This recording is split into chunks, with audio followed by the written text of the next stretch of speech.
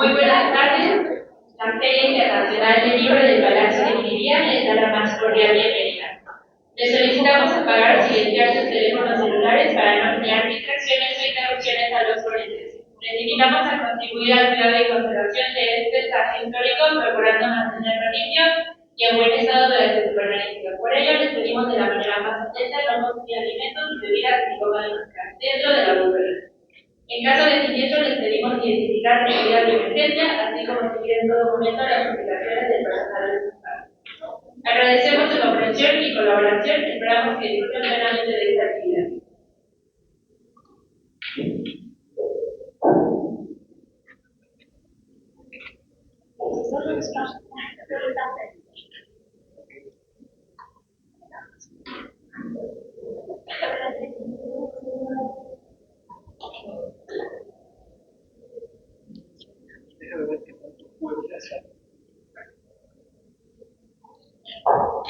Gracias, qué bueno que están aquí y que podamos empezar a tiempo. Normalmente uno siempre dice, vamos a dejar los 10 minutos académicos de espera. Ahora no va a ser necesario, cosa que me alegra sobremanera, porque además ustedes saben que en estos eventos de ferias del libro, el tiempo es como la guillotina, cuando se acaba, y podemos entonces, así tenemos más oportunidad de platicar cosas. Primero yo les quiero platicar algunas cosas, pero luego me encantaría que si tienen dudas, preguntas, confesiones, tomatazos, disensiones, las expongan.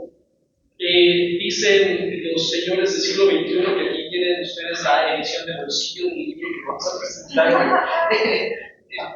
No me parece muy cómoda, yo les recomiendo que mejor adquieran esta que está ahí.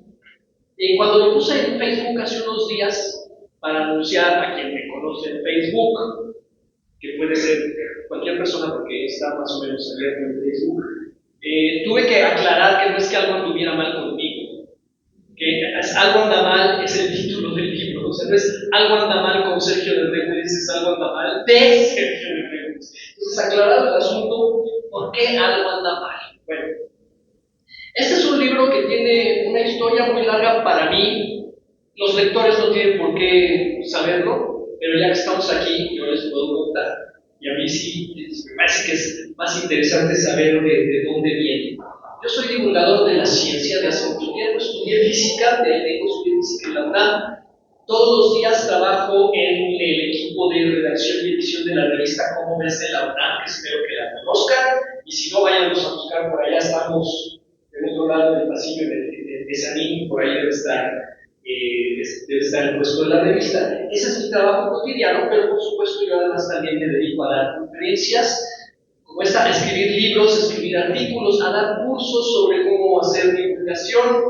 Y en mi trabajo, desde que yo empecé hace ya un montón de años, me dije una cosa muy clara: yo no quiero simplemente explicar resultados científicos. Eso es útil, está bien, pero siento que acaba uno haciendo una especie de clase, pero que no es clase, ¿no? O sea, si por ejemplo mucha gente se va con la pinta de lo que tiene que hacer un divulgador es explicar las leyes de Newton, pero de una manera amena.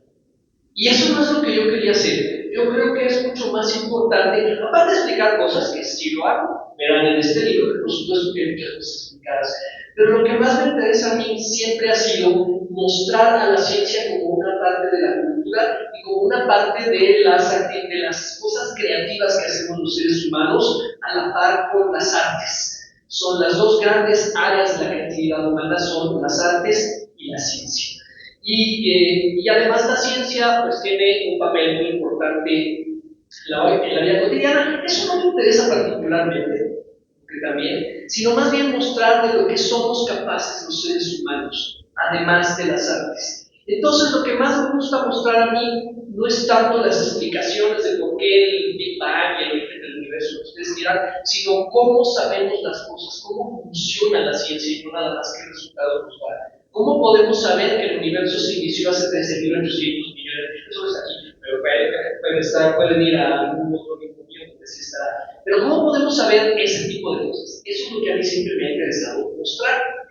Y creo que una forma maravillosa de ilustrar, de demostrar cómo funciona la ciencia, donde la vemos en acción casi como si estuviéramos viendo una serie de Netflix o una telenovela del Canal 2, es cuando hablamos de las ocasiones en la historia de la ciencia en que de repente no entendemos nada. Hay quien piensa que los científicos son como, digo, hay gente que sí, que los científicos siempre quieren tener la razón, y yo les puedo asegurar a los que no estén cercanos a la ciencia, a lo mejor hay otras personas que sí, que seguro sí, y otras personas, que los científicos no estamos todo el tiempo tratando de tener la razón. Al revés, la ciencia te exige que les des patadas a tus propias ideas. Eso casi no sucede en ningún otro ámbito de los quehaceres humanos. Díganme ustedes cuándo han visto a un político tratando de derrumbar sus propias ideas, de ponerlas a prueba. Eso no lo van a ver jamás. El día que lo vean, me avisan y les doy un trillón de euros. Eso no va a pasar. En cambio, en la ciencia es fundamental estar criticando las ideas no solo de los demás, sino las propias, y discutirlo todo, y nunca estar totalmente seguro de nada. Y por eso, cuando de pronto nos topamos con fenómenos que no entendemos, cuando algo anda mal, son quizá los momentos más emocionantes en la historia de la ciencia y en la vida de un científico. Tú puedes haber crecido con una teoría que te explica muy bien los fenómenos de los que, si eres un cosmólogo, te explica muy bien el origen del cosmos y por qué hay tales elementos químicos y de dónde salió el universo, y de repente te topas con fenómenos que no te explicas. Y este libro se trata precisamente de esos momentos. El subtítulo, de hecho, es La ciencia y las ventajas de las anomalías. ¿Qué es una anomalía? Pues es cuando de pronto llevas un mapa y te encuentras con un camino que no es en el mapa, o al revés. Tienes un mapa donde te indica un camino y ese camino no existe en la realidad. Cuando pasan cosas inesperadas, cuando las cosas se salen del huacal, cuando tu teoría falla. Y esta es una colección de varios acontecimientos, de varios eventos en la historia de la ciencia donde ha ocurrido eso. E insisto, la idea es mostrar cómo en esos momentos los científicos no tratan de ocultar nada ni de decir, no, nosotros nunca nos explicamos. Al contrario, nos lanzamos con gran felicidad y con gran gusto a ver qué fue lo que no entendimos. De hecho, hay una cosa muy chistosa. ¿Se acuerdan que hace muchos años se mencionaba, no hace tantos, se mencionó mucho al gran colisionador de hadrones que está en el Centro de Investigaciones Nucleares allá en Ginebra, Suiza? Estaban construyendo un acelerador de partículas y que con ese acelerador de partículas se iba a buscar en una partícula que se llamaba el bosón de Higgs. Y se gastaron 20 años de tiempo y miles y miles y miles de millones de euros en construir ese aparato. Y un día alguien les preguntó a los involucrados qué sería lo peor y lo mejor que podría pasar una vez que empezara a funcionar el gran colisionador de hadrones. ¿Y qué creen que dijeron que fue lo peor que podría pasar? Pues lo peor que podría pasar para todos los implicados era simplemente que apareciera el bosón de Higgs. Eso era lo peor. Porque claro, tú construyes ese aparato y nada más te dice, sí, estás bien.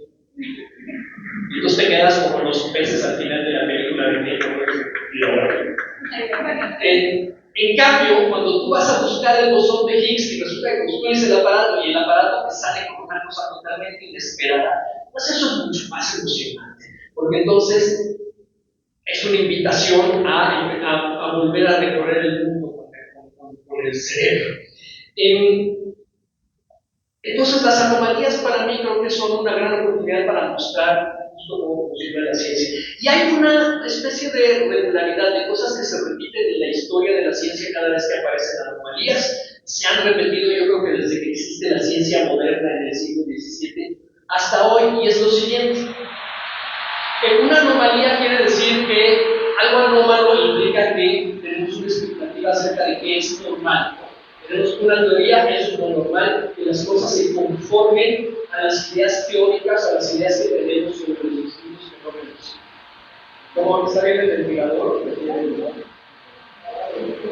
¿Qué hacemos? ¿Mucho ruido?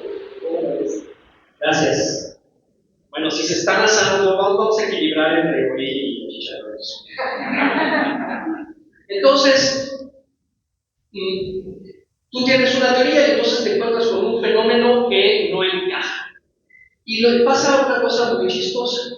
La ciencia no es una actividad que hagan genios individuales encerrados en un lugar, esa es una imagen que existe por ahí, yo les puedo asegurar que es totalmente falsa. La ciencia es una actividad colectiva como muy pocas en este mundo. La ciencia se construye entre muchas personas. Incluso alguien como Einstein aporta su ladrillito, pero no es quien hace la ciencia. Hoy las teorías, digamos, cuando Einstein construyó las dos teorías con las que es más famoso, que son las dos teorías de la relatividad, créanme que hoy la teoría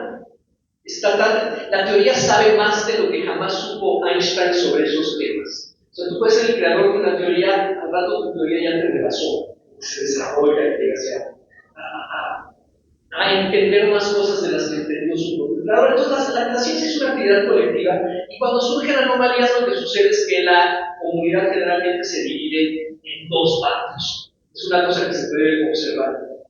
Unos dicen, bueno, estamos ante algo inesperado, un fenómeno anómalo, algo que no sabemos qué rayos está pasando. ¿Qué puede querer decir? Pues hay varias cosas. Una, alguien se equivocó al medir. Y no es cierto, no pasa nada raro. Esa es una solución. Otra es, bueno, a lo mejor nos está faltando tomar algo en cuenta, y si lo tomamos en cuenta podemos usar la misma teoría para allanar la anomalía, para incluir las cosas en la anomalía y no tirar a la basura lo que ya tenemos construido. Y finalmente, la última reacción es, pues tenemos que tirar a la basura la teoría. Y yo les he llamado en otras ocasiones y en este libro a esos dos bandos que se forman en cada comunidad, en cada disciplina distinta, las anomalías. La ciencia no es un bloque, pues cuando surge una anomalía es una anomalía en una partecita de la ciencia con su grupo de especialistas que se dedican a eso. A los demás no les puede afectar demasiado. Y yo les he llamado a veces conservadores e innovadores, pero entonces hay un peligro, señoras y señores. Y es que relacionemos esas palabras con su significado en política. Y que digamos, a lo mejor podemos decir, hoy conservador, cuchi, innovador, vivan los innovadores. Siempre es bueno innovar. Yo les diría, no metamos para nada el significado político de esas cosas. En la ciencia siempre tiene que haber alguien que diga, no, yo creo que la teoría la teoría es suficientemente buena para poder incluir eso, vamos a ver cómo le hacemos. Y es muy importante que exista esa gente. Y no necesariamente son conservadores políticos. Y no necesariamente son conservadores en cada anomalía que surge. La siguiente que surja, la misma persona puede ser ahora un renovador o un revolucionario. Entonces, nada que ver con el significado en política de esas palabras. Y también es muy importante que haya quien diga, bueno, y si sí fuera cierto que no estamos entendiendo nada, ¿cómo le hacemos para cambiar de teoría? Y en el libro se van a encontrar con un montón de historias. Unas se van a resolver salvando la teoría e incluyendo cosas nuevas, que ahorita les voy a decir un poquito cuáles. Otras se van a resolver descubriendo que en el fondo no había ninguna anomalía, que era un error de medición. Y otras, por lo menos una de las que cuento, se resuelve cambiando totalmente la teoría, cambiando totalmente la forma que teníamos de ver las cosas. La primera es que quiero contar un par de las historias, son muy divertidas, y en particular que me parecen son divertidas y entrañables. La primera no es esta, es cuando, después de que en 1781 aparece por casualidad en los telescopios de un señor que se llamaba William Herschel en Inglaterra, aparece lo que al cabo del tiempo resulta ser un nuevo planeta. También cuento la historia, pero eso es lo que nos interesa. Digamos, en 1781 alguien mira con el telescopio, ve una cosa rara, empieza a ver un montón de gente y acaban por concluir que es un planeta que nadie había visto jamás. No basta con mirarlo, hay que hacer un montón de cosas, hay que ver por dónde va, calcular su trayectoria, compararlo con la teoría, qué dice la teoría de la gravedad, etcétera, para poder concluir que eso es un nuevo planeta. Y ese nuevo planeta estuvo a punto de llamarse el planeta George. Hoy, por suerte, no se llama el planeta George, se llama Urano. Era un planeta que nadie había visto nunca porque Urano no se ve a simple vista. Todos hasta Saturno se ven, no se conocían desde la antigüedad. Hasta Saturno los vemos ahí, los conocían los griegos, los conocían los sumerios, todos esos. Urano ya no se ve con telescopio, entonces hubo que descubrir. Estuvo a punto de llamarse George, por cierto, suerte prevaleció la cordura, porque si no, imagínense, Mercurio, Venus, Tierra, Marte, Júpiter, Saturno y George. Bueno, Sería un poco raro. Por eso se llamó Urano. Una vez descubierto Urano, la gente dijo, mira qué chistoso, porque resulta que si ustedes ven registros de astrónomos antes del descubrimiento, dicen, ya habían encontrado un objeto que no lograban clasificar bien, y entonces lo tenían por ahí guardado, y ya habían descubierto Urano. Pero ese no es el problema. El problema es que conforme fueron siguiéndole los pasos a Urano, se dieron cuenta de que nunca estaba exactamente donde tendría que estar. ¿Dónde tiene que estar un planeta? Bueno, tiene que estar donde dice la fuerza de gravedad que tiene que estar. La fuerza de gravedad la entendemos bastante bien desde el siglo XVII y todavía mejor a lo largo del siglo XVIII, la entendemos de maravilla. Sabemos que va a ser un planeta en los mínimos detalles, un cuerpo que esté sujeto a la fuerza de gravedad. Y Urano a veces iba más adelante, a veces iba más atrás, a un grado suficiente que la gente se alarmó, dijo, esto no es solo un error. A veces tú miras mal y dices, bueno, me cae ahí dentro de ahí se va. Sí funciona. Pero cuando se te sale sistemáticamente de las predicciones y de las barras de error, pues ya sabes que algo andaba mal con Urano. Y entonces a dos personas se les ocurrió la misma idea, independientemente, sin saber una de la otra, al mismo tiempo. Una en Francia, que se llamaba, era un astrónomo muy famoso, el astrónomo más importante de Europa en ese momento, que se llamaba Van Leverrier. Ese era un señorón, así era un güero altote con los ojos azules, muy imperioso, enojón, muy insoportable. Y el otro era un joven matemático inglés que se llamaba John Couch Adams. Y a los dos se les ocurrió lo siguiente: hay dos posibilidades, o no entendemos la gravedad y a la distancia de Urano ya no funciona como decía nuestro tío Isaac Newton, esa es una. Y la otra es, a lo mejor lo que pasa es que Urano se mueve mal porque no estamos tomando en cuenta quizá otro planeta que haya más allá y que le esté dando tironcitos gravitacionales. Un planeta que si ya vimos que había otro planeta más que no conocíamos, pues ¿por qué no va a haber más? Entonces los dos se dijeron, ¿y si hubiera otro planeta que le está dando jalones? Entonces hicieron los dos una cosa que no se acostumbraba a hacer en esa época. Bueno, los detalles están en el libro. Lo que hicieron es hacer un cálculo complicadísimo. Existía el cálculo, digamos, al revés. Si uno tiene un objeto como la Luna, puede agarrar y decir cómo le afecta a Júpiter, cómo le afecta a Saturno, cómo le afecta a Marte, cómo le afecta el Sol, y meter esas contribuciones chiquititas dentro de la teoría para ver cómo se mueve la Luna. Estos tenían que hacer algo al revés. Es a partir de cómo se mueve raro Urano, deducir la posición de un posible planeta que les está alojando. Era horrorosamente difícil. Si yo les dijera lo horrorosamente difícil que es, no se lo podrían decir. Tuvieron que inventarse prácticamente las matemáticas para hacerlo. Total que lo hicieron, cada uno por su lado, sin saber del trabajo del otro. Y un día dijeron, pues miren, aquí es una posible explicación. Tendría que haber un planeta más o menos en esta posición de donde suelen estar los planetas, ¿no? Y Leverrier trató de que en Francia le hicieran caso, nadie le hizo caso, no sé por qué. Y entonces escribió a un amigo suyo que era el director de un observatorio en Alemania y le dijo, oiga, fíjese que creo yo que si mira usted por esta dirección va a encontrar un planeta que explica las anomalías de Urano. Y inmediatamente ese señor miró por el telescopio la primera noche que estaba buscándolo, lo encontró. Pues bueno, todo el mundo muy contento, Leverrier todavía más. Lo que le pasó al pobrecito de John Couch Adams en inglés fue terrible, porque él era muy jovencito. Él no había pensado contarle a nadie, pero total se enteró su maestro y dice, oye, eso está muy bien, deberías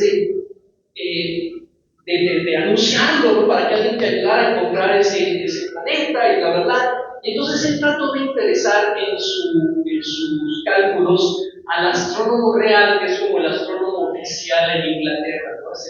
El astrónomo nombrado por el rey.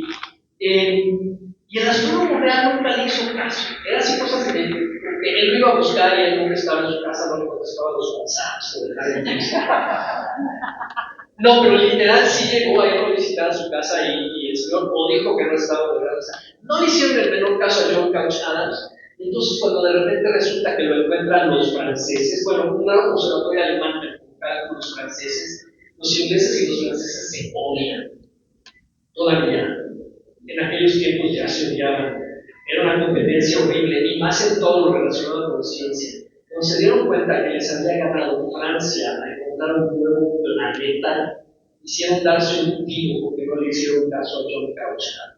Inmediatamente nombraron un premio en honor de John Couch. A los 30 años, John Couch ya tenía un premio que se llamaba como él, de la vergüenza que les dio de que no le habían hecho caso. Bueno, entonces, ahí está, ese es un primer ejemplo muy interesante en el que es una anomalía, un planeta que se mueve raro. Dices, tiro a la basura la teoría que me dice cómo se mueven los planetas, o más bien pienso si no habrá algo que yo no había tomado en cuenta que lo explica dentro de la misma teoría. Y esa se resolvió así, como pueden ver, ¿no? Usando la misma teoría de la gravedad, las mismas matemáticas aparatosísimas que acompañan a los cálculos esos, funcionó perfectamente bien y lo compraron.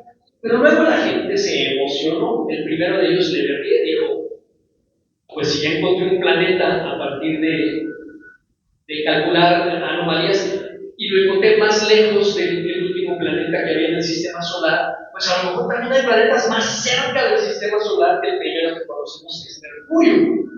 Y Le Verrier fue el primero que se empeñó en tratar de buscar planetas más cerca del Sol que Mercurio. ¿Cuál es su problema? Mercurio ya de por sí es difícil de ver, porque siempre hay que mirar hacia el Sol cuando buscas a Mercurio, porque siempre está muy cerquita del Sol. Desde donde lo vemos nosotros, pues ni siquiera en las partes más alejadas de su órbita se aparta mucho del Sol. Es muy difícil ubicar. Y de hecho lo que les gusta hacer a los astrónomos es esperarse a que Mercurio, desde nuestra perspectiva, pase por enfrente del Sol, porque nosotros lo vemos con todo detalle, lo vemos como silueta contra el disco del Sol. Y mucha gente se puso a buscar, hasta le pusieron nombre al planeta más cercano al Sol que Mercurio, y le pusieron Vulcano. Ahora, por supuesto, no será ningún spoiler si les digo, en la escuela nadie se aprendió Vulcano, Mercurio, Venus, Tierra, Marte, Júpiter, George. Vulcano nunca apareció, pero Le Verrier se pasó el resto de su vida tratando de incitar a la gente y hasta apoyar a un señor que decía que había encontrado a Vulcano. Total que Vulcano nunca apareció. Entonces, fíjense qué bonito, ¿no? La idea era padre, era, pues encontré un planeta a partir de anomalías. Mercurio también se movía raro, por cierto. Muy importante, ¿sabe? Mercurio también se movía rarito y Le Verrier dijo, pues ya está, ¿no? A ver, pues sí, ¿no? Si el planeta lejano se movía raro y encontré otro planeta más lejano, el planeta cercano se mueve raro, pues no hay un planeta más cercano. Bueno, nunca apareció, pero la historia de la búsqueda durante décadas del planeta Vulcano es una preciosidad, y esa sí está en el libro. Para resolver el problema de Mercurio hubo que esperar hasta 1915 a que la gente número uno se convenciera de que no había Vulcano, de que la anomalía de Mercurio era otra cosa muy importante, y hasta que llegara mi tío Albert Einstein, el cual al final, para no hacerles el cuento largo, acabó resolviéndola con una teoría de la gravedad totalmente nueva y distinta a la que se aprendieron ustedes en la escuela de Newton, de la gravitación universal. Newton funciona muy bien en las aproximaciones, pero ya sabemos que no es cierto. La buena es la teoría de la relatividad general de Einstein. Entonces, fíjense qué bonito, esa anomalía sí se resolvió encontrando una nueva teoría después de que la gente durante 50 o 60 años estuviera buscando el famoso planeta Vulcano. Mientras tanto, no se perdió el interés en seguir buscando planetas más lejos de Urano, y el planeta que apareció, que acabó llamándose Neptuno. Le Verrier quería que se llamara planeta Le Verrier, pero no se le hizo, como a George tampoco, como el planeta George tampoco se llama George. El planeta Le Verrier hoy se llama Neptuno, y pues era el planeta más lejano del sistema solar. ¿Habría planetas más allá? Se decía la gente. Pues si ya apareció uno, ¿por qué no van a aparecer más? Y el mismo Le Verrier lo había dicho en un libro muy bonito hablando de estas cosas. Dijo, pues ¿por qué no va a haber más? Y otro después, y otro, y planetas así hasta que ya los telescopios no nos den para detectarlos, pero quién sabe, puede haber infinitos, puede haber... Entonces un señor millonario de la familia, un señor que se llama Percival Lowell, de los Lowell de Boston, una familia de mucha alcurnia, de por allá y de mucho dinero, pues él, número uno, había estudiado matemáticas contra los deseos de toda su familia millonaria. Las familias millonarias generalmente no quieren estudiar matemáticas, es raro. He de decir que las familias no millonarias tampoco suelen tener estudios matemáticas o física. A mí me fue muy bien, yo no tuve problemas. Pero yo sí sé de gente que ha tenido problemas cuando dice, yo quiero ser físico. Yo quiero ser matemática. Pues bueno, Percival Lowell decidió que no les iba a hacer caso y se metió, creo que estudió en Harvard. Estudió física y matemáticas, era muy bueno. Y él se emperró con dos cosas. Uno, ¿cómo vamos a tiempo? Más o menos bien. Sí, vamos bien. Se emperró con dos cosas. Uno, que a finales del siglo XIX, cuando andaba por ahí estudiando en Harvard, un astrónomo italiano, que era un astrónomo muy importante, como el segundo en Europa después de Le Verrier, que se llamaba Giovanni Schiaparelli, estaba haciendo con su telescopio, estaba haciendo mapas de la superficie de Marte. Marte está relativamente cerca, entonces con un buen telescopio podemos apreciar la superficie de Marte o cosas, detalles en su superficie, y este señor estaba haciendo dibujitos de Marte y creyó ver como unas formaciones en Marte que parecían como cauces de río, pero él les llamó canales en un libro que escribió. Hizo sus mapas de canales en Marte. Era un astrónomo perfectamente serio, muy importante. Había conseguido mucho dinero del gobierno italiano para hacer un observatorio de tamaño de clase mundial. Pero ese día se permitió una fantasía, como de vez en cuando les puede suceder hasta los científicos más serios. Y escribió un libro donde decía, bueno, yo veo estas formaciones en Marte que me parecen cauces de ríos o canales, una cosa así, y a lo mejor podría ser que en Marte hay una civilización de ingenieros, bueno, donde hay ingenieros, no es ingeniero, pero donde hay ingenieros se construyen canales para llevar agua, para distribuir agua por todo Marte, porque Marte se ve pues, muy rojito, muy amarillo, parece un desierto, pero sí se le ven casquetes polares. Entonces Schiaparelli dijo, a ver, me voy a imaginar cosas, quién sabe qué había fumado ese día. Dijo, a lo mejor han construido acequias para llevar agua de los casquetes polares de Marte y distribuirla por todo el planeta, y a lo mejor hay ciudades marcianas conectadas con esta red de canales, y a lo mejor en verano, cuando es el verano marciano, el ministro de Agricultura de Marte abre los canales y nosotros los vemos más. Total, se aventó una alucine buenísimo, sabiendo él claramente que era una alucine. Él no dijo, esto es verdad y yo los voy apoyando con mi prestigio, nada de eso. Puso, se va a devolverse loco de vez en cuando, y le mandó esto a una niña. Aunque sí publicó la idea de veo cosas en Marte y les llamó canales, y cuando eso se tradujo al inglés, se tradujo con una palabra, porque canales, la palabra que usó Schiaparelli, según yo entiendo, puede ser o un cauce natural del río, que por qué no los iba a ver en Marte, o ahí no, de hecho los hay. Hoy sabemos con toda certeza que sí hay antiguos ríos, no canales construidos por la civilización marciana, pero en fin. Y podría implicar tanto causas naturales del río como cosas construidas, pero cuando se tradujo al inglés, se tradujo con una palabra que sugiere cosas construidas, como si en lugar de causas del río se hubiera dicho acequias, una cosa así, ¿no? O acueductos. Bueno, eso claramente es una cosa construida.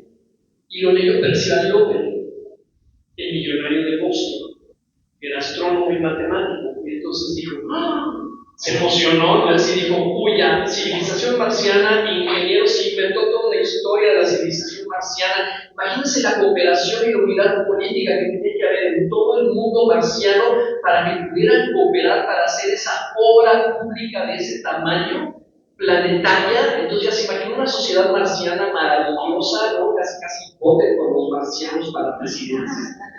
Y entonces iba por ahí dando conferencias y escribiendo libros sobre sus alucines, pero no se limitó a eso, sino que con su dinero construyó un observatorio en Flagstaff, Arizona, en medio del desierto. Los desiertos son lugares muy buenos para poner observatorios, porque como el aire es muy seco, deja pasar muy bien la luz de las estrellas, en fin, son lugares ideales. Y además Flagstaff estaba a cierta altitud, como 2000 metros, como esta ciudad más o menos.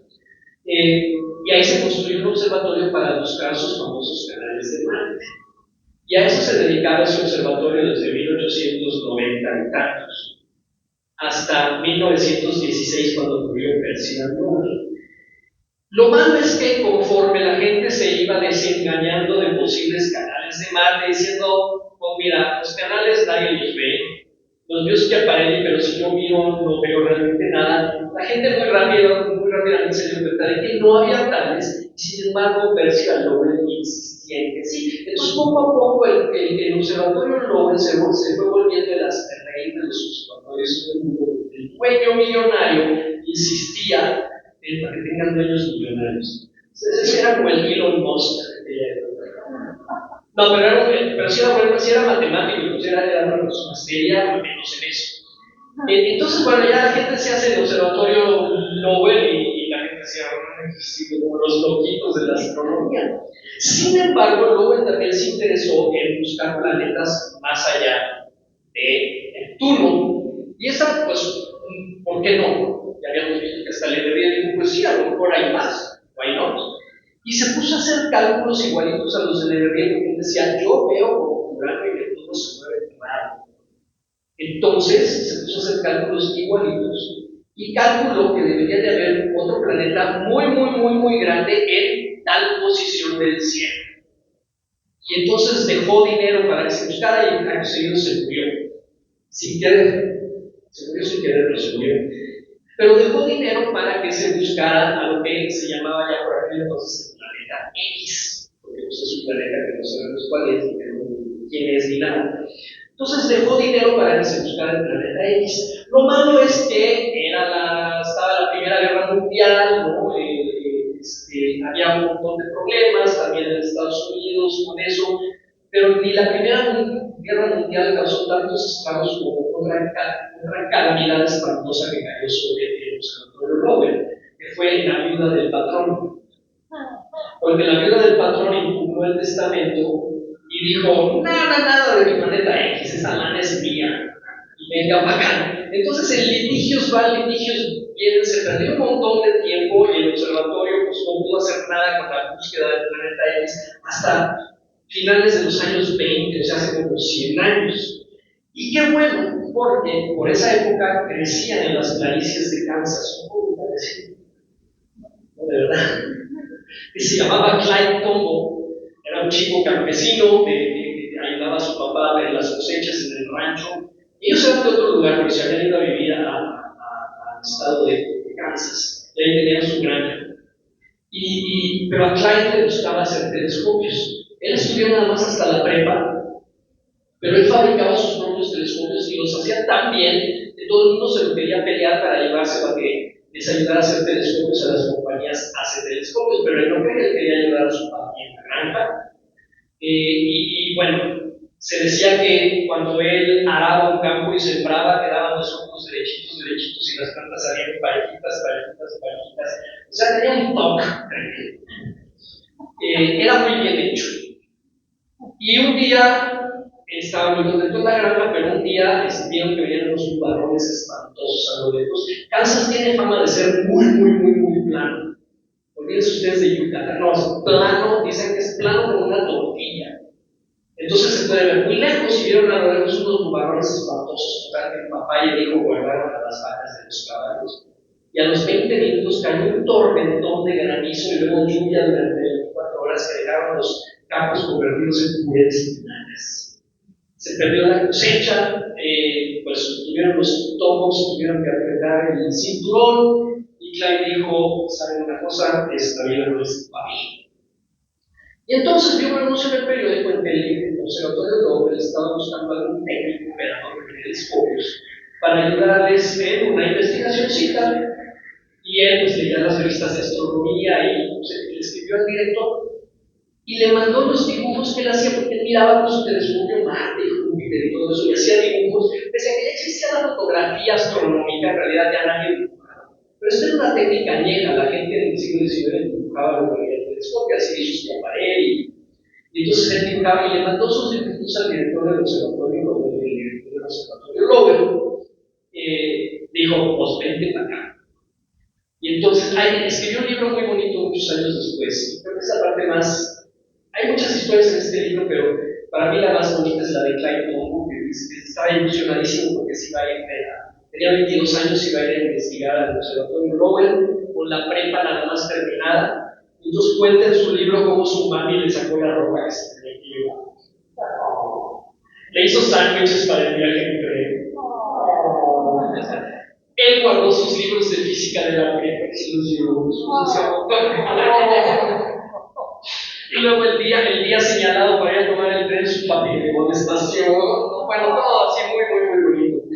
Y bueno, su mamá lloraba y él también lloraba. Dice, ¿cuándo voy a volver a ver a mi familia? Total, ya que se sube al tren, cuando empiezan a pasar los paisajes maravillosos del medio oeste estadounidense, pues ya se le olvidó la tristeza porque en realidad estaba todo muy bonito. Y cuenta cómo llegó por fin al observatorio. Ya, voy a acelerar, porque si no, no llegamos acá ya preguntas y tomatazos.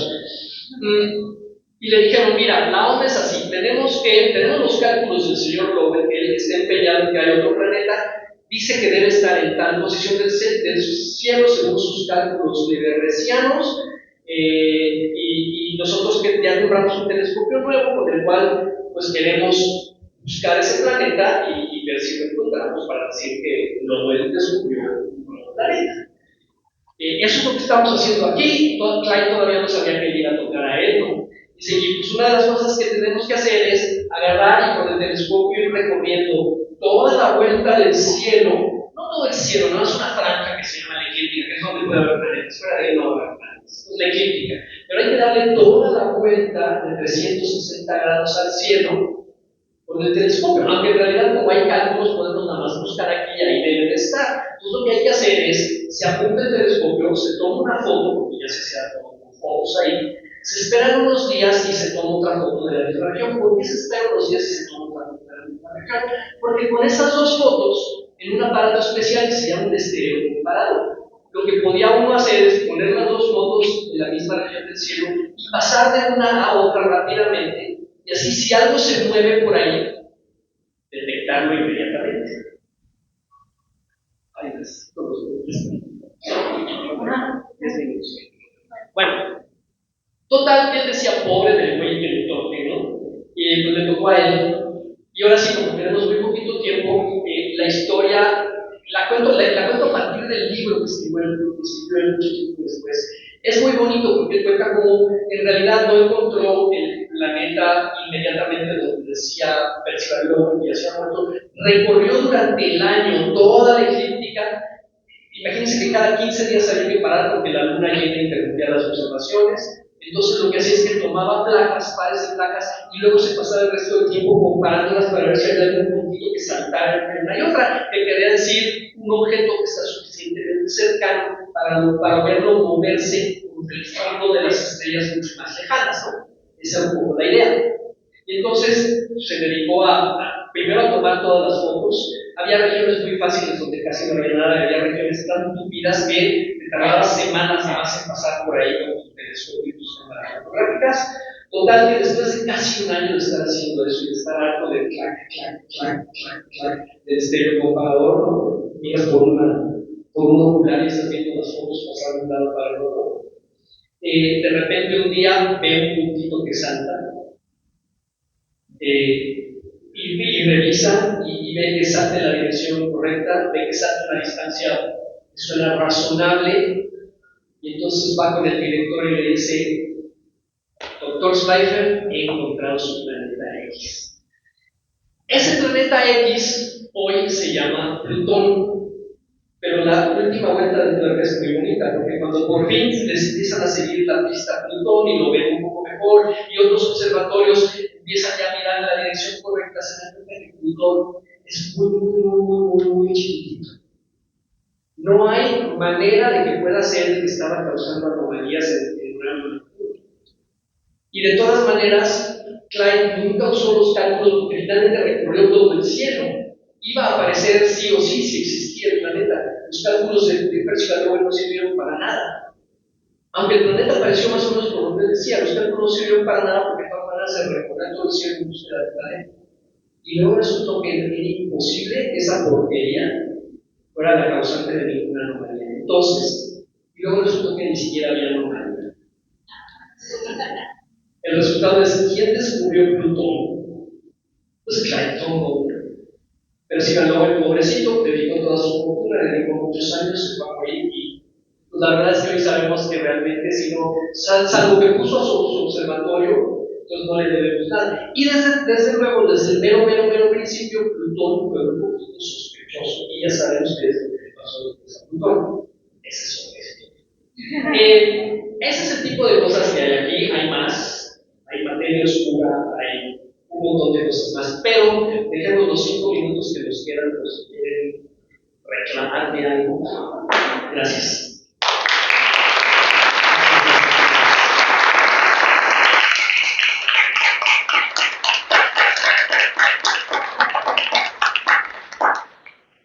Preguntas, sugerencias.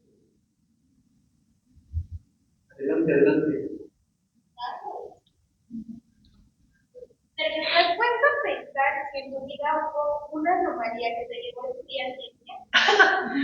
La anomalía soy yo mismo. Esa es la anomalía que me llevó a estudiar ciencia.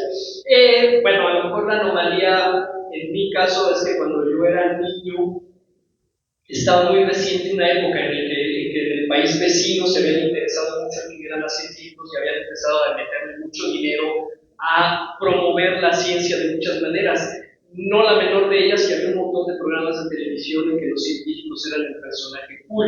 Y a mí me tocó todavía ver esos programas de niño. Entonces, algo tiene que ver con que en el ambiente estaba la idea de que la ciencia era una cosa como emocionante. No es como hoy que cuando dices el científico es el nerd, el tonto, el menso. No, era así como el personaje al que querías imitar. Entonces, quizá por ahí esa es la parte de la anomalía, pero yo te diría que básicamente la anomalía soy yo.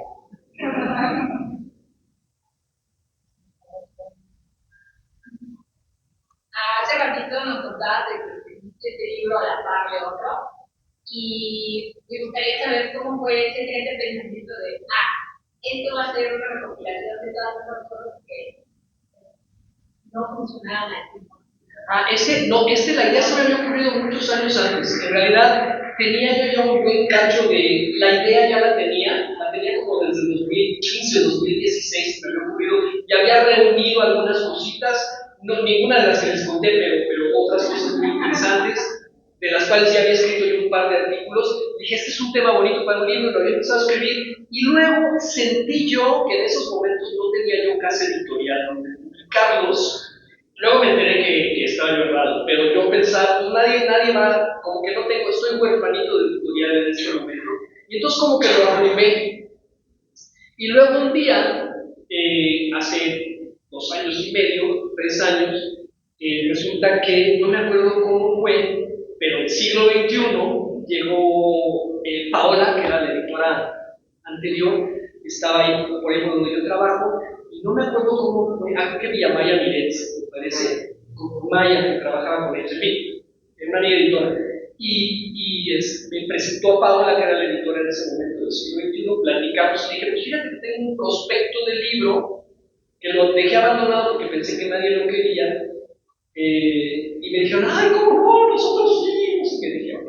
Entonces firmé un contrato con el siglo XXI, y bueno, entonces dije, ok, ya pues tengo que entregar un libro el año próximo, y entonces ya tenía en casa este libro, y entonces ya me dediqué a terminar. El problema es que me sucedió que a los 2 meses recibo una llamada de otro amigo mío editor, Tomás Granados, de Granados Sachs, una gran editorial, y me dice, oye, queremos que escribas para nuestra colección fulana, pero un libro de cómo se escribe divulgación de la ciencia, no de temas de ciencia, sino cómo se hace este trabajo. Dije, perfecto, pues algún día lo tenía yo que hacer, ok, perfecto. Sí, pero lo queremos para el año que entra. Porque eso quería decir que tenía yo 2 libros encima. Pues como le decía que no, es de esas ofertas que no puedes rechazar. Y total que pues me pasé ese año escribiendo 2 libros encimados, fue horrible, pero salieron los 2 y este es uno de ellos. Pero el secreto es que ya venía encarrerado. De todas maneras, todavía le eché un montón de trabajo hace 2 años, en 2024. Me pasé 6 meses intensísimos, pues completando. Y además no solo las historias, sino cómo las monas, cómo las haces que concuerden unas con otras. Que el libro tenga un hilo conductor y no nada más sea esa historia, y esa historia, y esa historia, sino que influya de una manera. Eso es lo que luego es bien difícil. Gracias. Creo que así se nos acabó el tiempo. Gracias. Muchas gracias por venir.